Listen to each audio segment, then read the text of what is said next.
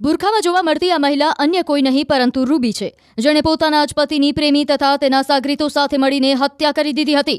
જોકે પોલીસે સમગ્ર મામલે તમામ આરોપીઓને દબોચી લીધા છે.